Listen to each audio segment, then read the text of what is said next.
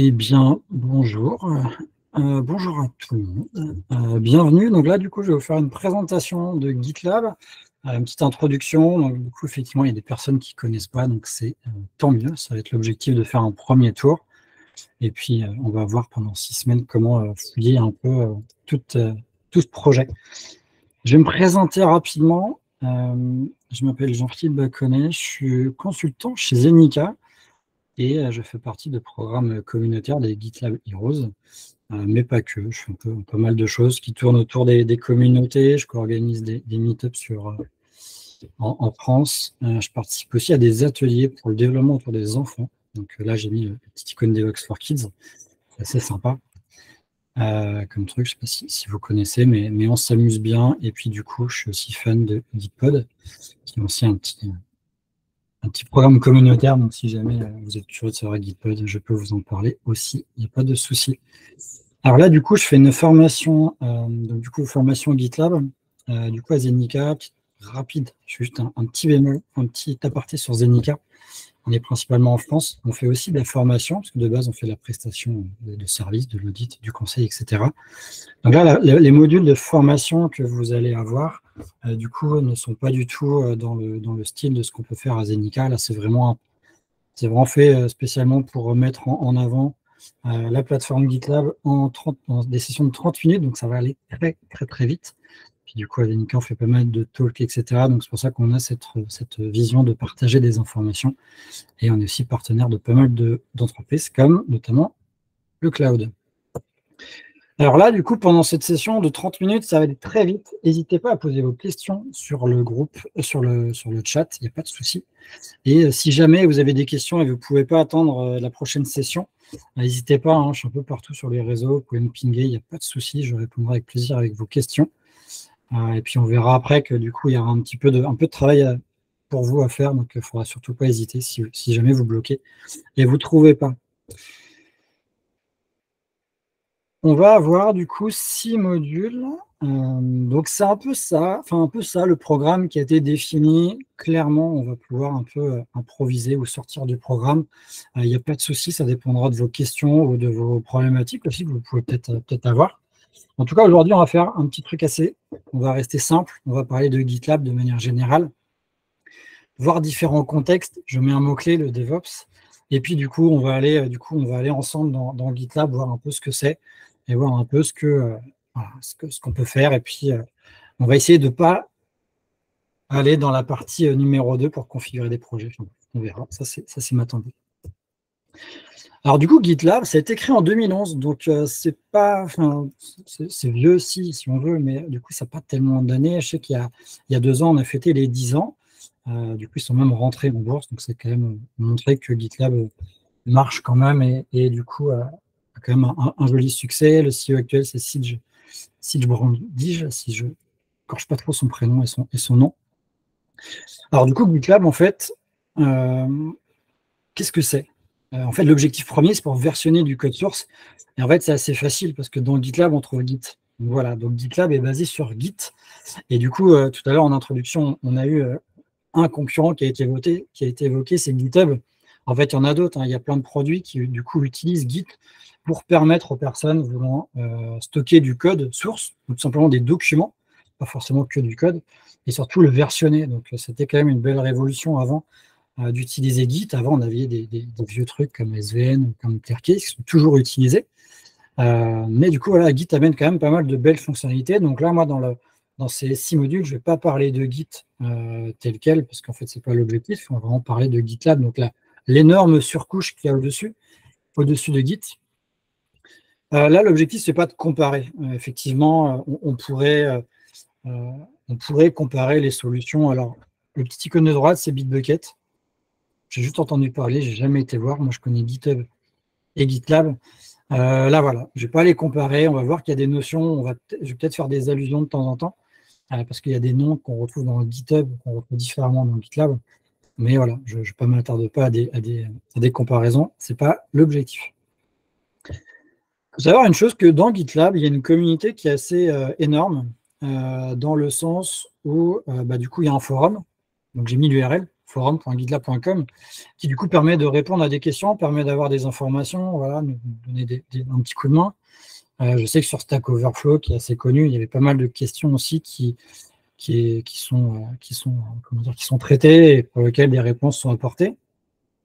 Mais voilà, le forum, voilà, c'est un petit aparté qui, du coup, permet de bien cerner les problèmes. Puis, du coup, comme on se crée avec son compte, on peut vite retrouver nos messages postés et surtout les réponses. La communauté aussi pousse vraiment à pousser l'open source. Pourquoi? Parce que GitLab, c'est tout simplement un produit qui est open source et ils organisent régulièrement des hackathons. Donc, je ne sais pas si vous connaissez ce que c'est. En gros, l'objectif, c'est d'avoir pendant une période donnée, donc là, GitLab, ils ont choisi généralement la semaine, pour du coup pousser les personnes externes à faire de l'open source, à contribuer sur le projet GitLab. Alors, quand je dis le projet GitLab, hein, c'est bien sûr, allez, je vais peut-être dire une 50aine de projets à l'intérieur. Donc, il y a de quoi faire en termes de contribution. Et du coup, la communauté est quand même très bienveillante. Et ça, c'est quelque chose qui est vraiment très appréciable. Et moi, je suis entré dans justement cette communauté grâce à justement cette bienveillance qui était apportée.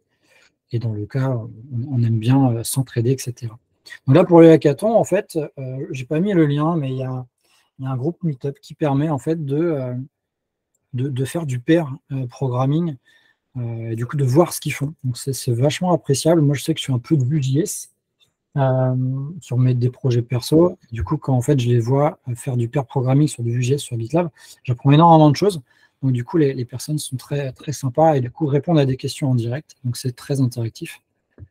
Et c'est quand même sympa.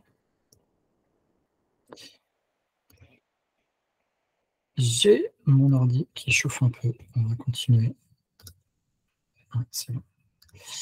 Alors, du coup, donc GitLab, l'objectif premier, je l'ai dit, c'était vraiment de stocker du code source, enfin, du code, des documents, des fichiers. Et en fait, GitLab est vraiment sorti de ce contexte pour devenir une plateforme. Donc au début, c'était une plateforme DevOps, maintenant c'est une plateforme DevSecOps. Alors je ne sais pas si vous connaissez ce qu'est le DevOps, je vais mettre entre guillemets. C'est une petite blague, DevOps, c'est une tendance. C'est une tendance, du coup, à vouloir apporter quand même un cycle de production de logiciels assez rapide, on va dire, qui passe du coup par plein d'étapes, qu'on fasse de la planification, qu'on fasse du code, qu'on construise notre application, qu'on teste notre application, qu'on crée des releases, qu'on les déploie sur une infrastructure et que derrière, on arrive à gérer la partie monitoring. Et du coup, comme la sécurité, c'est quand même quelque chose de très important, et ben, du coup, il y a une sorte de tendance DevSecOps qui est apparue et qui voilà, permet de faire pas mal de choses. Donc, d'où la notion de plateforme DevOps. Sous-entendu que dans GitLab, en fait, on va non pas stocker du code, comme on peut voir sur la partie en haut à gauche du 8 inversé, mais de faire plein de choses. Et du coup, hop, voilà. Ça, c'est des slides qu'on trouve sur le site de GitLab. Bon, en fait, en bas, on voit les différentes étapes du circuit DevOps, on va dire, de cette tendance DevOps. Et en fait, pour chaque item, donc chaque colonne, on peut voir les actions qu'on peut faire et surtout les produits qu'on peut retrouver dans GitLab.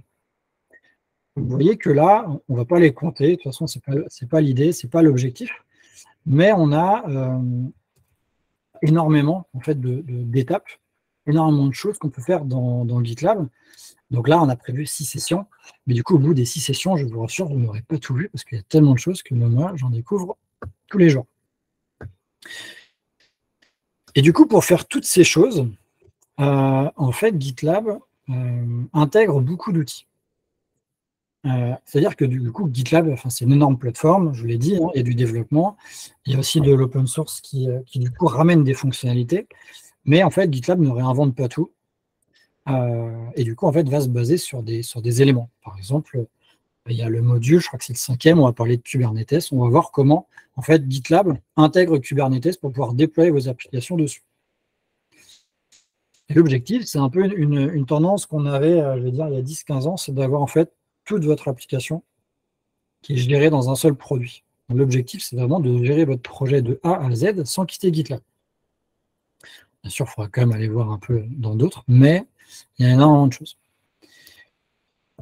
Et GitLab, ce qui est bien, du coup, ils sont open source, il y a beaucoup de contributions. En fait, c'est que tous les 22 de chaque mois, ils s'amusent à faire une release. Et ça, c'est quand même sacrément cool parce qu'en fait, on sait que tous les 22 de chaque mois, on va avoir une release. Donc là, on est le 23. Et bah, paf. Hier, on a eu une nouvelle release qui est sortie, la 16.3. Et en fait, sur leur blog, en fait, on a le détail des fonctionnalités les principales qui peuvent amener voilà, des nouvelles choses. Donc souvent, ça c'est mon avis, on ne prévoit pas de démo le 23 de chaque mois parce que le 22, peut-être qu'on découvre des choses pendant la démo. Donc là, je vous rassure, on va parcourir GitLab, il n'y aura pas de souci. Mais c'est déjà arrivé sur des choses. Donc voilà, c'est bon. Alors par contre, GitLab est du coup open source, hein, je l'ai déjà dit plusieurs fois. Par contre, en fait, il y a 3 formules. Il y a une version gratuite qui va permettre, en fait, en tant qu'individu personnel, de faire pas mal de choses. Donc là, vous allez voir que pendant la séance, si vous voulez vous amuser à faire des choses, à faire ce que je vais vous présenter, vous allez pouvoir commencer. Il n'y a pas de souci, c'est gratuit. Et par contre, quand vraiment on commence à être une entreprise, bah là, c'est quand même pas mal de passer sur des versions un peu plus, on va dire, optimum. Du coup, il y a 2 versions, la version premium et ultimate. Du coup, là, on voit le prix annoncé qui, du coup, voilà, implique qu'on soit une entreprise pour le faire. Et derrière, en fait, on va avoir des fonctionnalités qui vont être disponibles pour ces offres. Donc moi, pendant les 6 modules, je ne vais que vous présenter des choses de la version free. Il y a peut-être sur le dernier module, au niveau de la sécurité, je parlerai de petits trucs sympas sur la version premium. Mais l'objectif, vraiment, c'est que vous puissiez pratiquer sans payer, quoi. Bon, j'ai parlé pendant 10 minutes. Là, l'objectif, ça va être tout simplement de se connecter, on va dire.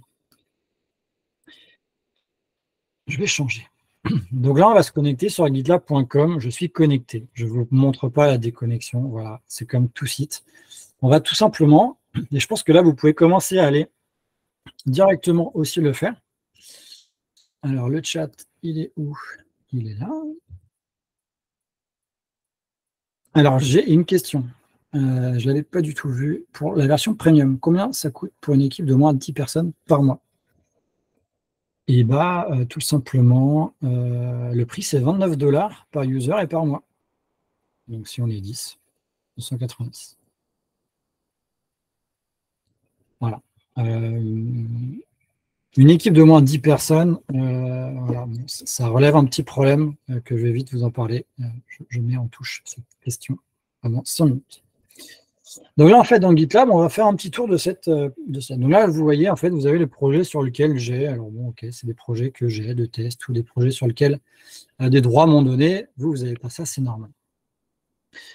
En gros, ici, quand on se connecte sur gitlab.com, on va avoir un peu un raccourci sur tout notre travail. Donc ça, c'est quand même quelque chose qui est sympa. On va voir sur quoi on travaille. Le but, c'est d'aller très vite se balader dans les différents projets qu'on peut avoir. Le menu qui est là, il a été fait récemment. On peut rapidement voir des choses que j'ai à faire. Donc là, vous voyez que j'ai 24 trucs qui sont pour moi et j'ai 6 autres choses qui sont à faire. Donc c'est là où la comparaison GitHub, je vais en parler 2 secondes. On parle d'issue, comme dans GitLab. Dans GitHub, on a des pull requests. Ben là, on va avoir des merge requests, donc des demandes de fusion. Des demandes de fusion de code. Et je vois la question en même temps, c'est pour ça que j'ai arrêté de parler. La particularité des GitLab par rapport à GitHub. En fait, GitHub a souvent été un hébergement assez connu, mondialement connu. Ils ont été rachetés par Microsoft. Du coup, ça leur rapporte beaucoup de business. Et GitLab, en fait, a fait son petit chemin dans son coin. Et en fait, eux, ils ont été les premiers par rapport à GitHub à faire vraiment tout ce qui est plateforme DevOps. Maintenant, GitHub, on retrouve un peu des mêmes notions. Alors, je connais moins GitHub, mais je pratique un petit peu. Dans GitHub, on parle de GitHub Action, on parle de GitHub Pages. Ça, c'est une notion qu'on retrouve aussi côté GitLab, mais GitLab va plus loin parce qu'en fait, on va avoir des intégrations avec beaucoup d'outils. Je vous présente 2-3 petits trucs et après, on reparlera de ça. Là, je vais aller directement ici. Vous voyez qu'il y a un petit bouton Next. Je ne sais pas si vous connaissez les figures toggle. Raissa, oui. Bon, en fait, pour que ce soit plus soft, je suggère que tu finisses ta présentation et que peut-être à un moment donné, tu marques une pause pour ceux qui ont des questions. Parce qu'à chaque fois être interrompu parce que tu as eu une question, ce sera un peu compliqué pour toi. Donc, je préfère que tu marques genre une pause 2 minutes. Est-ce que quelqu'un a des questions? Et là, on Très bien, c'est noté. Du coup, le next.gitlab.com, en fait, c'est un figure toggle. Donc, en fait, je ne sais pas si vous connaissez ça, dans le monde du développement, quand on livre des fonctionnalités, c'est pas mal parfois de dire, mais en fait, je teste la fonctionnalité avant vraiment qu'elle soit disponible pour tout le monde. On parle de canary déploiement, bref, ça c'est un truc qui n'a rien à voir avec GitLab, hein, qui utilise. Et du coup, en fait, cette fonctionnalité, pour ceux qui aiment bien les nouveautés, elle est intéressante parce qu'en fait, on va pouvoir activer les fonctions un peu avant tout le monde. Donc, pendant quelques jours, on a les nouvelles fonctionnalités qui apparaissent. Donc, ça, c'est sympa. Donc, moi, vous voyez que moi, j'utilise le truc Next, que j'aime bien fouiller un peu ce qui se passe. Donc là, je ne sais pas si certains commencent à s'amuser à créer son compte. Hein. Pour créer son compte, ils font quoi? Il faut comment ça s'appelle, une adresse mail, un mot de passe, et puis à partir de là, on peut s'amuser à initier son profil. Donc là, je vais vous montrer mon profil. Donc là, ici, ça bouge pas mal. Donc en fait, on peut mettre, du coup, on voit mon alias qui est ici, on peut voir mon ID, bon, ça peut servir éventuellement. On voit depuis quand j'ai créé mon compte, on voit où je suis basé, l'heure qu'il est en France, et du coup, derrière, on peut indiquer le rôle qu'on a. Et puis, on peut s'amuser à mettre des liens. Bon, bref, ça, c'est vraiment un petit truc. Et on retrouve, pour ceux qui sont familiers avec GitHub, l'ensemble des contributions que je peux avoir. Et à partir de là, on peut commencer à initier un profil. Et du coup, en comparaison avec GitHub, ils ont aussi fait un système où en fait, on peut définir un fichier Markdown qui permet de stocker des infos, alors plus ou moins jolies. Hein. Moi, je ne suis pas très bon au niveau graphisme, donc je me suis arrêté à du texte. Mais en gros, je vais vous montrer après, on peut créer un projet avec du coup un fichier Markdown et on peut avoir un profil qui apparaît. Voilà. Et ensuite, on a l'activité, les différents projets, etc. Bon, bref, ça après, c'est un peu comme dans GitHub. Donc là, jusque-là, il n'y a un peu rien de nouveau. Et à partir de là, dans le menu de gauche, on peut s'amuser à aller voir en fait l'activité. Voilà, dire qu'est-ce que j'ai fabriqué dans mon truc GitLab. On peut voir les groupes. Alors du coup, dans GitLab, on a une notion de groupe. C'est là où ça commence à être intéressant. C'est que par exemple, chez Zenica, on a un groupe GitLab et en fait, on voit que on a un compte GitLab, donc un groupe. Donc c'est une sorte de gros répertoire dans lequel on va pouvoir créer des projets ou encore des groupes, donc des sous-groupes. Donc au final, on se retrouve avec une hiérarchie groupe, sous-groupe. Je crois qu'on peut avoir 2 ou 3 niveaux de sous-groupes. Et ensuite, on va avoir nos projets. Donc ça, voilà, donc ça c'est sympa, ça permet de ranger un peu ces choses. Moi, par exemple, pour moi, j'ai du coup mon profil qui est disponible et j'en ai créé un autre avec des expériences parce que parfois, j'ai eu des petites remarques sur des personnes qui me disent « Ah, ton projet ne marche pas ». Bah oui, je sais que c'est un projet de test, qui est préfixé par test, mais pourtant, on m'a dit qu'il ne devrait pas apparaître dans mon profil. Donc j'ai fait « Bon, laissez-moi tranquille ». Je crée un groupe expérimentation. Et derrière, on peut avoir les projets sur lesquels on contribue, les projets personnels, les projets dans lesquels on a mis une petite étoile, comme on retrouve dans GitHub. On a la notion de snippet, donc là, c'est pareil que dans GitHub, c'est simplement du code qu'on stocke. Moi, c'est des fichiers texte, hein, je ne suis pas un grand adepte des snippets. Et derrière, en fait, on peut avoir aussi la notion de follower following, une sorte de réseau. Bon, voilà, ce n'est pas un truc qui est très connu, mais bon, ce n'est pas forcément pour ceux pour lesquels on adore GitLab ou même GitHub. Donc ça, c'est pour la partie présentation. Il me semble qu'on peut aller voir des préférences. Du coup, dans les préférences, c'est là où justement on va pouvoir choisir la couleur. Voilà. C'est gadget, mais c'est marrant. C'est bien quand, je ne l'ai pas dit tout à l'heure, mais en fait GitLab, là je suis sur gitlab.com, mais si jamais vous voulez vous amuser à installer une version de GitLab, du coup en on-premise, c'est possible. Et du coup, généralement, les grosses entreprises, ils préfèrent installer une instance chez eux, avec toutes les contraintes que ça peut amener de supervision, etc. Et du coup, si jamais on est utilisateur de gitlab.com, d'une instance GitLab chez quelqu'un, moi, personnellement, je change de couleur, histoire de faire la différenciation.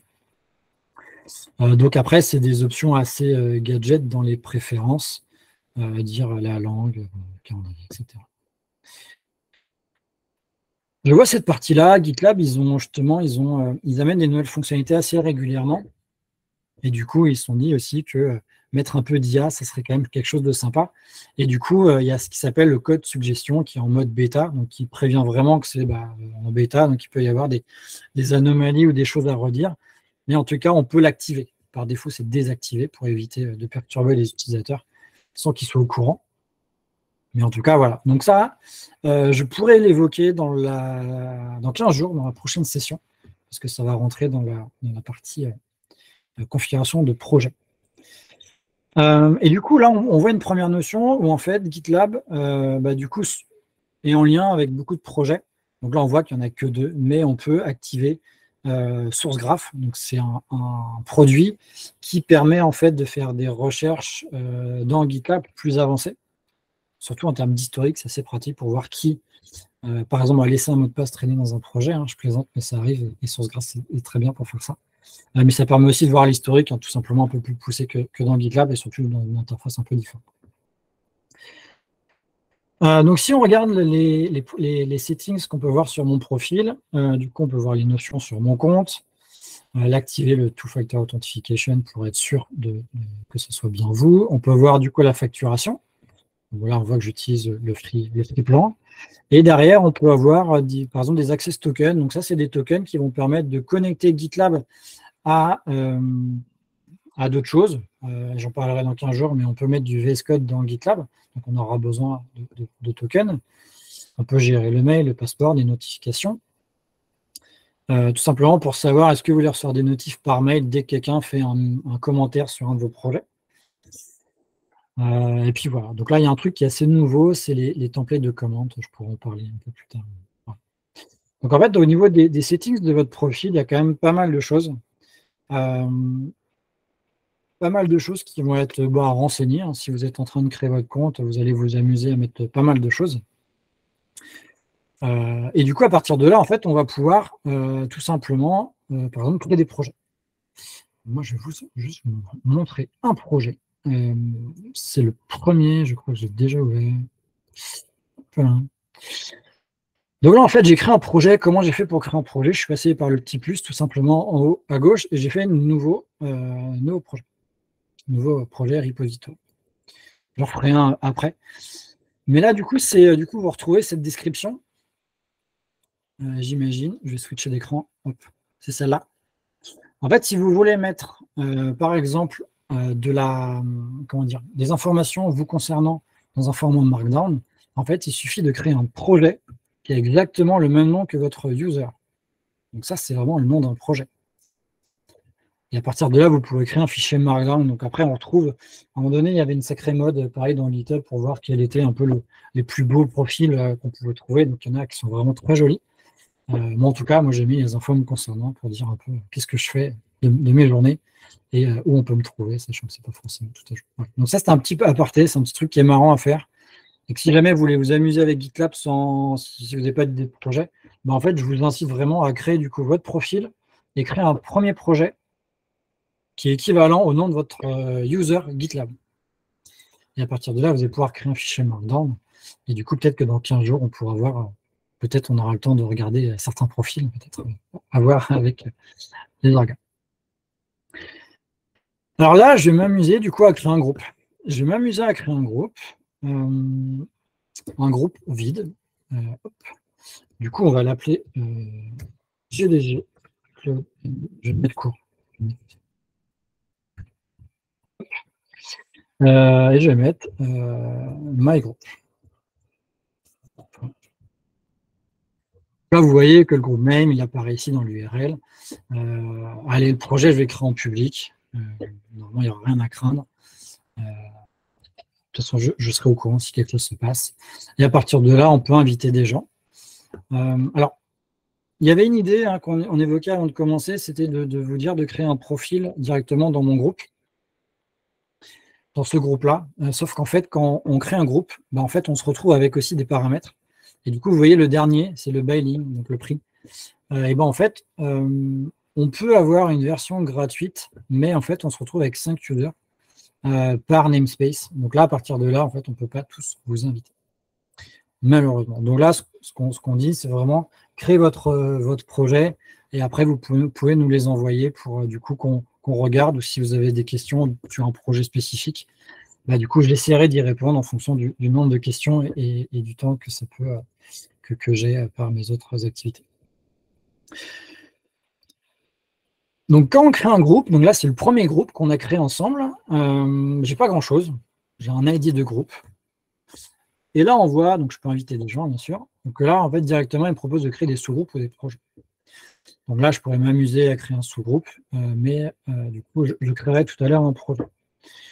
Ici, pour aujourd'hui, ce que je vais vous montrer, c'est la partie de gauche, le menu. Le menu, il a changé il n'y a pas longtemps. Il ressemble un peu à ce qu'on peut trouver dans la console de GCP, de Google Cloud Platform. C'est-à-dire qu'on va pouvoir épingler les menus qu'on va voir, qu'on utilise le plus souvent. Donc, vous vous rappelez, j'ai dit que GitLab, c'est une plateforme DevOps qui permet de faire plein de choses. Moi, je suis développeur. Tout pour moi, ce qui est déploiement sur des infrastructures, le monitoring des infrastructures, c'est moins ma tasse de thé, même si je m'y intéresse fortement. Alors du coup, quand je crée des projets perso, en fait, je ne vais pas monter l'usine à gaz de monitoring de mon application. Si elle crache, il y a peu d'utilisateurs. On va dire que ce n'est pas trop grave, ça peut attendre mon retour devant mon ordi le lendemain. Donc moi, tout ce qui est code, tout ce qui est code, en fait, je vais pouvoir l'épingler. Et du coup, en fait, il va se retrouver par là. Voilà. Donc là, ça peut être intéressant en fonction de ce que vous voulez faire, d'épingler ou non. Voilà, ça, c'est un petit raccourci. Et en fait, sur le parti de gauche, en fait, on va voir les différentes étapes qu'on peut trouver dans le slide DevOps. Quand on fait un projet DevOps, ou si jamais on est dans une tendance DevOps, on va gérer son projet. Donc, en fait, c'est là où on va gérer l'activité du projet, les membres du groupe et les différents labels. Donc là, les labels, c'est un peu ce qu'on retrouve sur GitHub. On va pouvoir créer un label. Hop, si je clique correctement, je regarde le temps. Je ne sais pas quand par exemple, on peut dire, je crée des choses qui vont être taguées questions. Voilà. Donc, du coup, dans mes labels, je peux retrouver rapidement tous les issues qui sont affectés avec ce label question, tous les merge requests. Et là, comme je suis dans un groupe, tous les projets qui sont en fait dans ce groupe vont voir aussi ces labels. Donc, c'est important, si jamais vous voulez créer 50 projets, de créer vos labels en fait au niveau supérieur. Ça vous évitera quand même pas mal de boulot.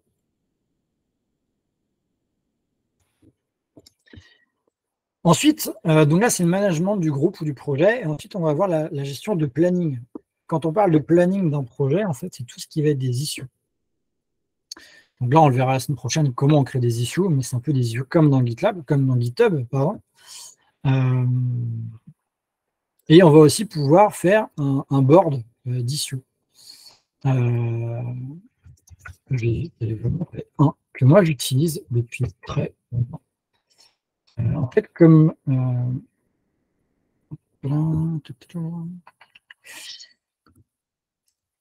ça, c'est mon board perso où j'ai tous mes tickets que je fabrique, donc, que je m'occupe de faire.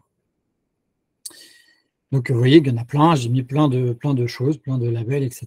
Bon, le but, c'est pas de vous montrer ce que je fais, mais je vais y arriver et j'ai mon ordi qui chauffe incroyablement. Hop. En fait, dans mon board d'issue, je l'ai configuré pour avoir plein de colonnes, en fait. Donc, en fait, j'arrive à voyez que j'utilise une gestion au quotidien de ce que j'ai à faire, etc. Donc là, c'est pas trié, donc c'est un peu en vrac.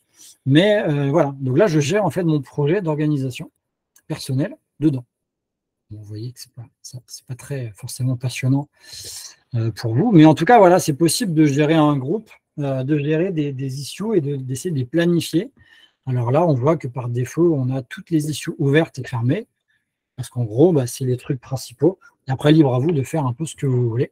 Il suffit de passer par ici et de choisir le label. Donc, comme j'en ai créé un, hop, on pourra voir qu'on peut avoir toutes les issues qui sont dedans. Donc ça, on reverra aussi dans 15 jours, où je vous montrerai en détail. Dans GitLab, on a la notion de milestone. Une milestone, c'est quoi? En fait, c'est une planification de sprint, par exemple. On peut dire que c'est le sprint 1 de la formation. Hop. Et on va dire qu'elle commence aujourd'hui, le 23, et on peut dire qu'elle se termine, du coup, la prochaine session, c'est dans 15 jours, donc ça va être le 6. Donc elle va se terminer le 5, par exemple. Et à partir de là, en fait, tous les issues que je vais créer, je vais pouvoir les affecter à cette milestone et pouvoir les voir. Voilà, donc ça, on reverra un peu plus en détail aussi.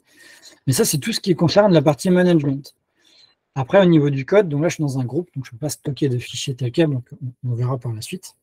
Et après, on peut avoir des settings. Donc ça, c'est vraiment la configuration de projet. Donc là, je vais éviter de trop en parler, parce qu'on en parlera beaucoup plus dans 15 jours. Là, je vois le temps, on arrive rapidement à la fin de la demi-heure. Donc là, je vais vous montrer comment créer un projet. Quand on crée un projet, on a deux options. Soit on le crée vide. Hop, my first project. Du coup, on voit. Là, on voit bien qu'il est dans mon groupe de formation. Très bien, on va dire qu'il est public, il n'y a pas de souci. Je vais l'initialiser avec un README. À partir de là, j'ai un projet qui est tout vide. Avec mon fichier README. Ouais, c'était un peu long, mais on le voit. Et à partir de là, le menu de gauche, il va changer un petit peu. Pourquoi? Parce qu'en fait, au niveau du code, on va pouvoir avoir différentes informations. Alors, je disais que GitLab se base sur Git. Donc, on va pouvoir créer des branches, voir les commits du projet, etc. dans ce menu-là. Tout simplement. Donc, c'est là où on voit la différence entre le menu qui appartient pour des projets et le menu qui appartient pour des groupes de projets. Donc, c'est là où c'est un peu différent et dans lequel on va faire des choses qui sont totalement différentes. Qu'est-ce que, du coup, pour ne pas mélanger avec dans 15 jours, ok. Donc, voilà. Donc là, une dernière chose, dans un projet, je vais remontrer la partie intégration. Parce qu'intégration, en fait, va vous montrer ce que je vous raconte depuis 30 minutes, c'est dire qu'il y a beaucoup d'applications qui interagissent avec GitLab. Il y avait quelque chose qui était assez apprécié pendant un moment, c'était Mattermost. Je ne sais pas si vous connaissez, c'est un outil du coup open source qui du coup fonctionne un peu comme Slack.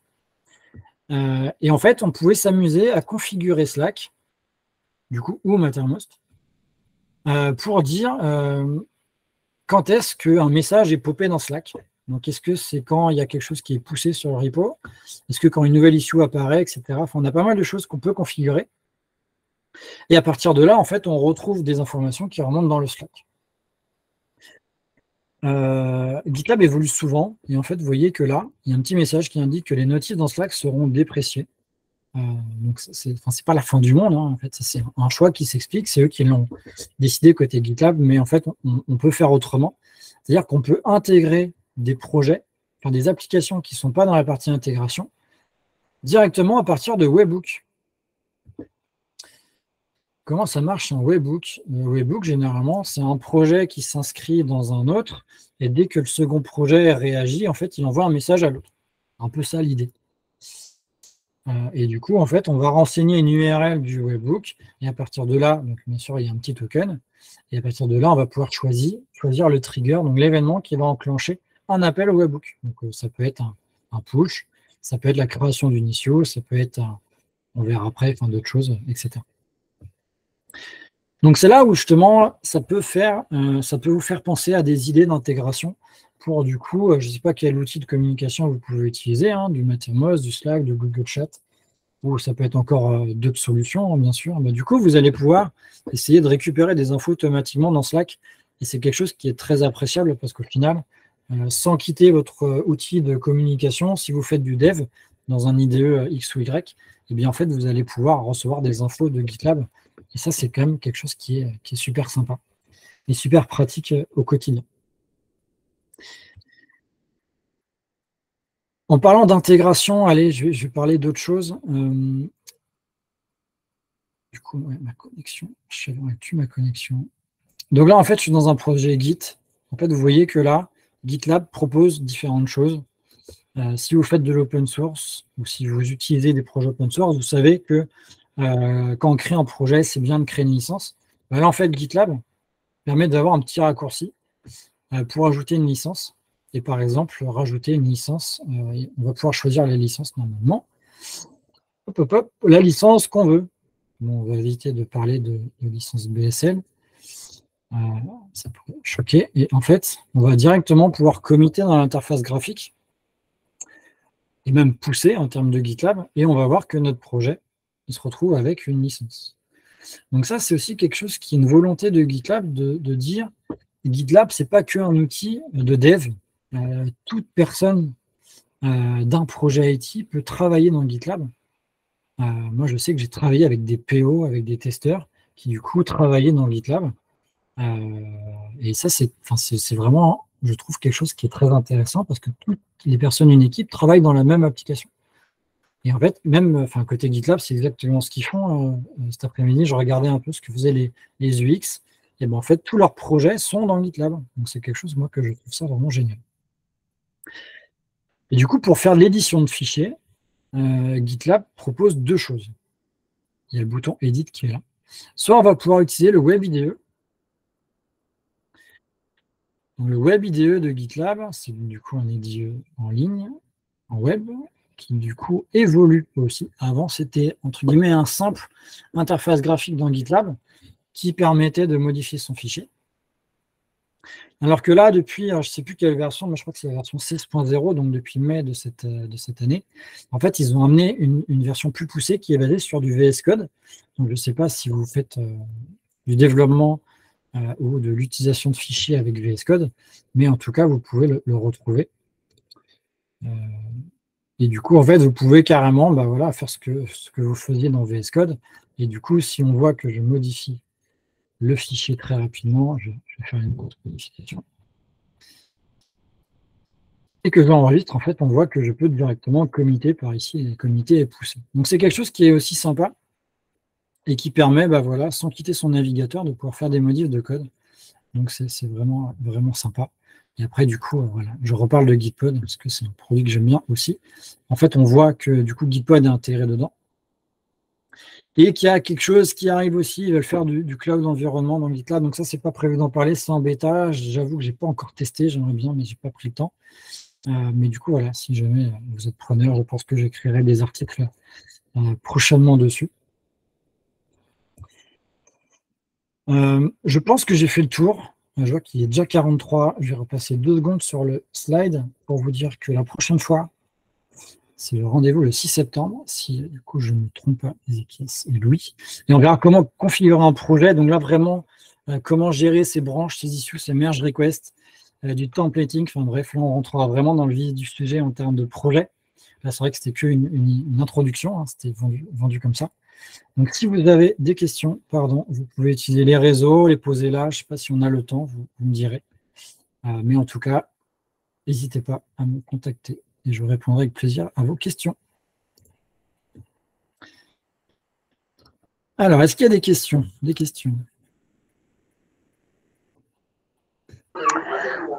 Dans l'activité questions-réponses, je crois qu'il y a des gens qui ont posé des questions. Ouais. 2 questions. La première, c'est la particularité de GitLab dans la gestion de projet. Alors là, je pense qu'on en parlera plutôt dans 15 jours. Mais du coup, dans GitLab, pour en parler rapidement, on retrouve du coup la notion d'issue, de merge request, donc l'équivalent, c'est des pull requests côté GitHub. On peut gérer du coup des milestones, donc pour planifier un peu l'évolution de son projet. Et puis du coup, après, on verra dans la gestion de projet, dans la version Premium et Ultimate, on peut avoir plus de choses. Alors là, je connais moins, mais on est pas mal d'infos. Je me permets de couper ton micro, Raïssa. Merci. Alors du coup, une autre question. Donc si je crée un groupe et que nous sommes 6 à contribuer, nous allons payer 29 $ par personne, tandis que pour 5 personnes, c'est gratuit. Eh bien oui. Ouais, c'est bien une remarque. Ils autorisent 5 personnes par groupe. Je pense qu'il y a moyen de créer des sous-groupes. Là, c'est là où, justement, moi, quand je travaille sur des projets, on est soit sur une instance custom, donc en fait, il n'y a plus de limitation. Mais en tout cas, je pense que si ton projet il est public, n'importe qui peut contribuer dessus. À vérifier. Et du coup, je te propose de tester. On en reparlera dans 15 jours. Si tu es là, ça fera avec plaisir. On pourrait essayer de regarder aussi pour assurer. Yann, aujourd'hui, je suis sur GitHub. Pourquoi je devrais switcher sur GitLab? Alors, on est dans une formation GitLab, donc je dirais que c'est mieux GitLab. Mais comme je suis utilisateur de GitHub aussi, je peux donner une réponse un peu plus construite. En fait, ça dépend ce que tu en fais. Si, par exemple, tu fais que de la gestion de projet dans le sens où tu mets des fichiers et tu veux configurer ton projet pour versionner tes fichiers, GitHub ou GitLab, c'est du kiff-kiff, clairement. Si derrière, tu veux t'amuser justement à livrer facilement ton projet quelque part ou à mettre de l'intégration continue, du déploiement continu, En fait, GitLab, ils ont le GitLab CI, donc là, c'est le module 3, je fais ça de mémoire, mais je crois que c'est le 3e, le 13 septembre, qui en fait, est assez simple d'utilisation.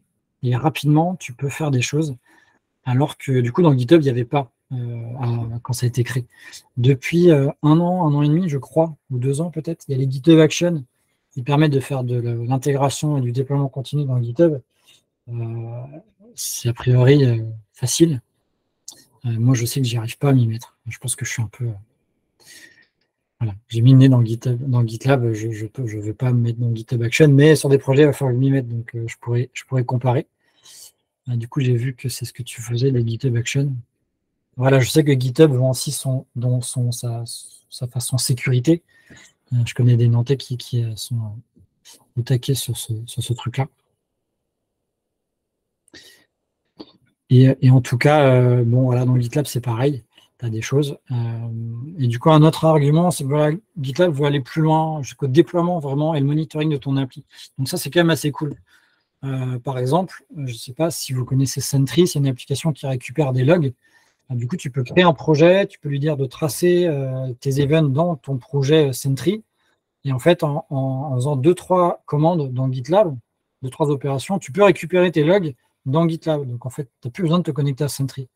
Et moi, pour des projets open source que je crée et que je maintiens, moi, ça me fait vraiment apprécier GitLab. Et puis après, la communauté est quand même très cool. Et puis après, bon, je reviens sur de la redite, mais je pense que je ne trouverai pas de points négatifs. Du coup, Ezekias, il y avait un message, les milestones, comment mieux les définir? Bah là, ça dépend du projet.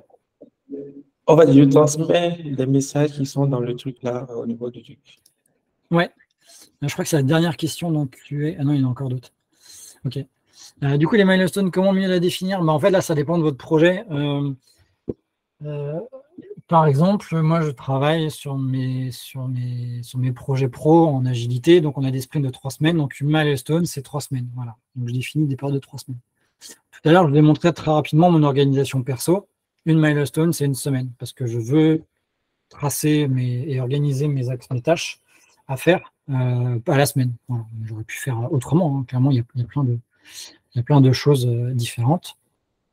Je sais que pour un projet, du coup, un projet transverse à Zenica, on crée des milestones qui, du coup, étaient par des grosses fonctionnalités. Donc, en gros, on avait un objectif, c'était d'avoir un projet qui évolue avec plusieurs fonctionnalités. Bon, on s'est donné un objectif en disant que bah, notre milestone, c'était ça.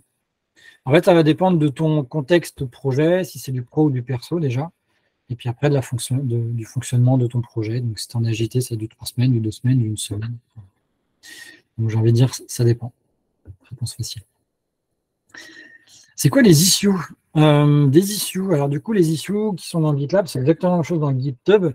C'est un moyen d'écrire et de tracer une action sur un projet.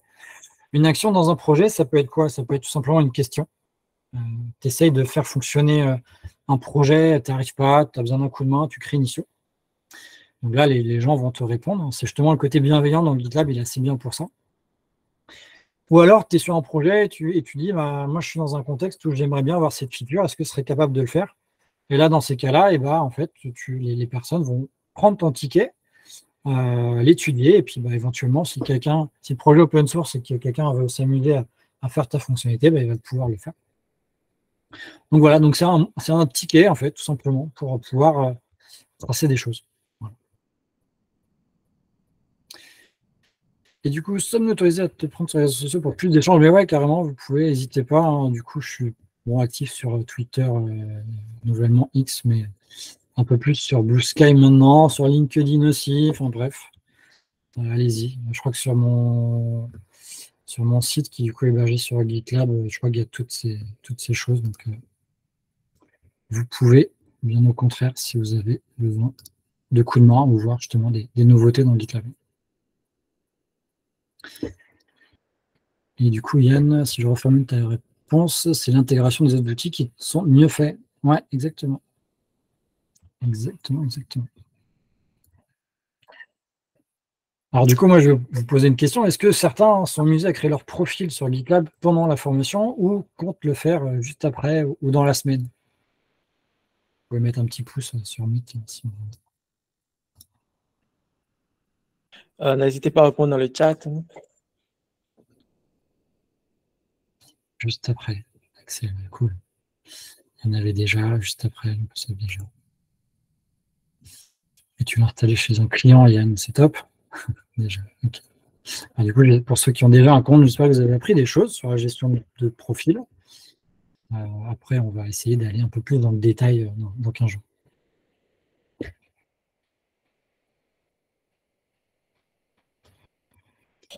Ok, je crois que c'est bon. Merci à tous d'avoir participé à cette session de formation. Comme on l'a dit au départ, c'est plusieurs sessions. Donc, on vient de faire la première. Donc, il reste encore 5 sessions à venir. Donc, pour les questions, il y a des questions. Genre, vous aurez les réponses pour vos questions pour les sessions à venir. Ne vous inquiétez pas. Donc, merci à vous et n'oubliez pas de rester connecté sur le site de la communauté pour avoir le lien de la session à venir. Donc, n'hésitez